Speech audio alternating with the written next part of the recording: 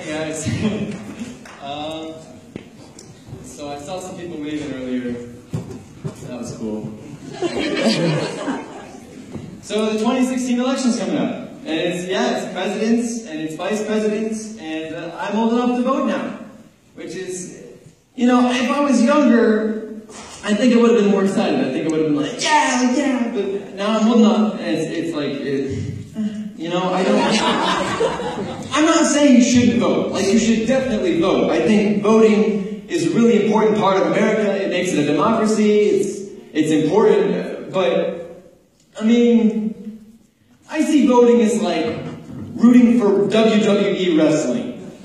Like, you're excited to be a part of it, and it's cool to get a sticker, you know, but I don't think you have any impact on the outcome at all. And it's, you know, I don't know anything about politics. I'm only a 19-year-old kid, I have no idea what I'm talking about. This is just what I think. But I mean, I have a feeling that it's not really about, serving the people anymore. I feel like it's a lot about money. It's like Monopoly, really. It's like, imagine just all the driving forces of American politics just playing Monopoly together, and instead of fake money, it's played with real money and the livelihoods of hundreds of millions of people, basically. I mean, and, I can't blame them. That sounds like a fun game. It sounds like high stakes. I'd play that.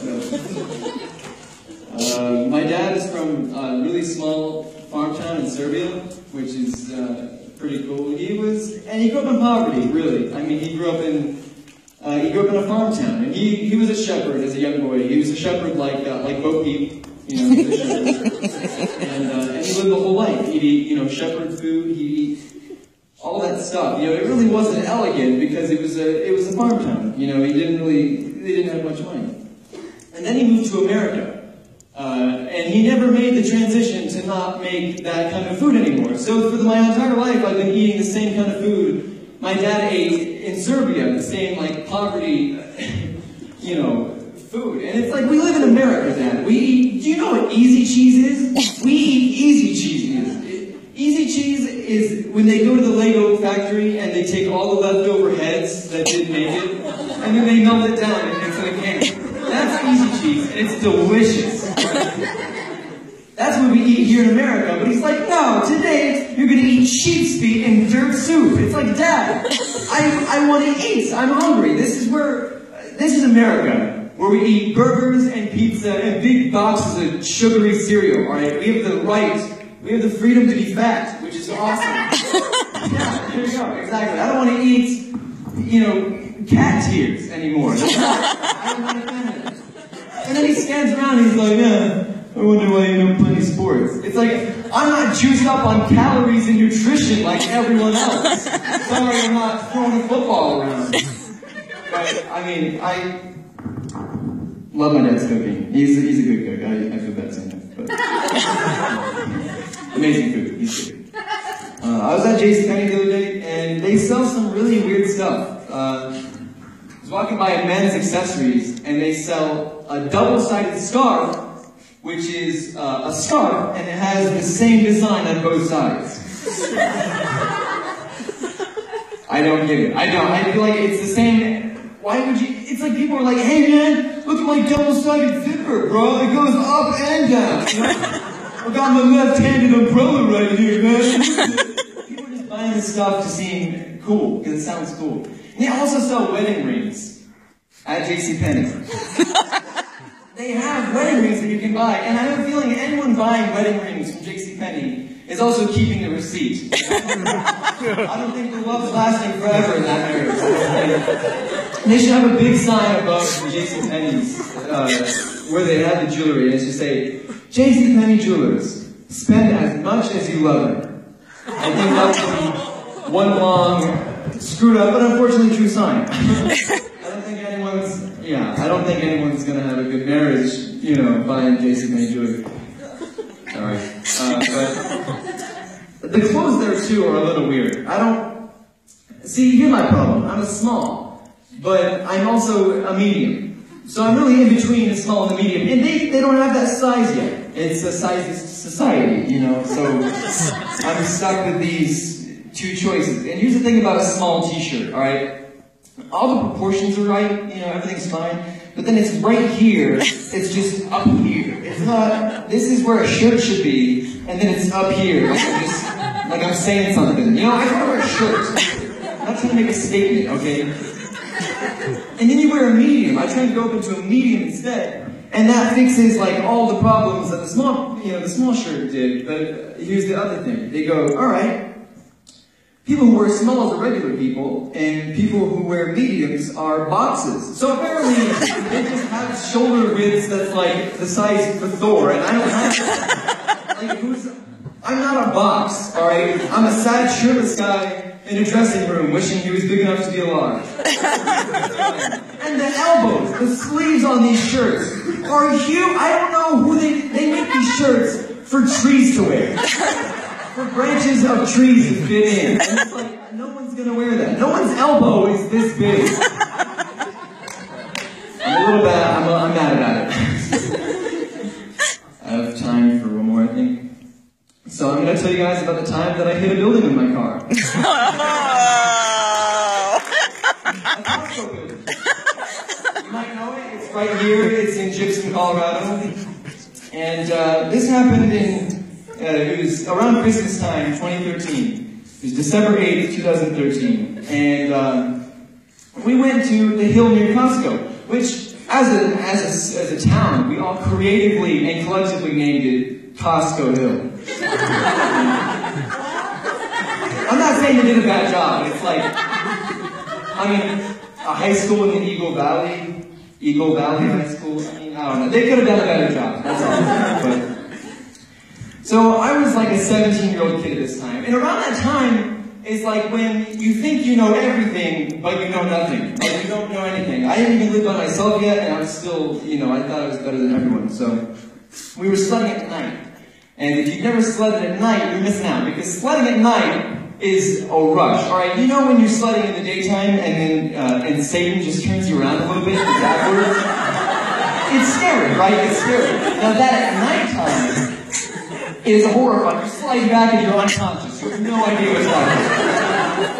And it's like, you feel like Indiana Jones. You feel Indiana Jones in the part of the movie when he turns around sledding and he's going backwards, like, you know, was that in Indiana? I didn't see it. You feel cool. That's all I'm saying. You feel cool. So, we get off sledding and we go to the cars. And one of the friends, Alex was with me, by the way. What was happening? Someone suggested, hey, we have this whole parking lot to ourselves. Let's go drifting in it. Here's what I know well. Potato bread. Baseball trivia. Salt. That's about it. I don't know anything about drifting. I didn't know a thing. But I was that 17-year-old kid. You know, I was like, yeah, let's do it. Let's go drifting. What could go wrong, right? I had just gotten my license about like 6 months ago, and I was really good at driving. I was so good that I hadn't hit any buildings yet. I did a couple drifts, and after like 2 or 3, I was like, all right, I'm ready for advanced maneuvers. So we go and we start trying to drift around the snowbank around the front side of the building, where those big, welcoming glass Costco garage doors were. And like 1 or 2 tries around it, I like skid it out. I wasn't going fast enough, and I didn't get it. And I was like, all right, 3rd time's the charm. 3rd time I'm gonna get this. And the 3rd time was the last time. I'm going in way too fast, headed straight to the building. I turn my steering wheel, and my car doesn't turn. I discover that ice is a problem. And what happens is, then I started hitting my brakes. And what I have in my car is an automatic braking system, ABS. And for those of you that don't know what ABS is, it's a lot like having a really indecisive person try and stop your car for you. You're like this, but they're like, you know, wait, they don't know. They don't know when to stop the car. You're trying to stop it and it doesn't want it. So, I'm into the car, and in the building, you know, I slam into the bottom of one of those giant glass doors. The whole bottom half shatters, and there's broken glass everywhere, and it's eerily quiet after I finish. And my first reaction was holy crap, did I just hit a building? My second reaction was, holy crap, I just hit a building. So I didn't know what to do. It was all in slow motion, too. It was all like in a movie. But it wasn't a good movie. It really wasn't. It was like a Home Alone sequel directed by Michael Bay. I was like, I get out of my car and I look at the damage, and none of the damage was really done on my car at all. There's like a scratch, a little thing fell off.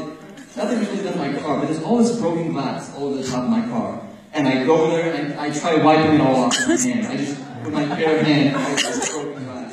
So that puts all the broken glass into my hand. That was the second dumbest thing I did. My hand's bleeding out, and here's what I should have done. I should have let my friends go, and I should have called the police, and we should have got it figured out. You know, I would have gotten in trouble, but you know, at least I was honest. Here's what I did do. I backed up my car, and we left. And I'm not saying you should lie. I don't think that's a good thing. I don't think you should ever lie. But it's like, here are my options. Either A, I do this thing and I get in trouble, and then B, I lie, and then there's a chance I don't get in trouble. I'm going to take that chance every time. There's a chance that I'm not going to get away with it. You know, I'm not saying you should lie, but that's just the thing that I chose to do. So, I'm driving home, I'm going to drop my friend off, and like 3 cop cars pass me on the way while I'm driving home, and it's freaking me out, and I'm really scared about it. And a couple weeks go by, about a week goes by, and there's an article in the newspaper. No one knew who did it. But it was eating me up, like just the guilt of I wanted to tell people. So I told a couple friends, and then those friends told a couple of other friends, and so on. And so, about 9 days later, a policewoman shows up to my door. And my dad answers the door, and he's like, "Yeah, what's up?" And then they're like, "It's Matt here." And I was like, "Okay." And then I'll make a long story short. The cops brought a couple things to my house. They brought evidence, they brought 5 criminal charges, and a really sassy attitude. And none of those were on my Christmas list. Like, I didn't want any of those at the time, but I got them all, which was sad. So, I close the door. We're just standing there. My dad's like, "Did you learn your lesson, son?" I was like, "Yeah." And he looks at me, he's like, "Don't ever get caught again." He didn't say, "Don't do anything stupid." He said, "Don't get caught." Alright guys, that's all I have. Thanks for coming to the show, guys. It really means a lot to us tonight.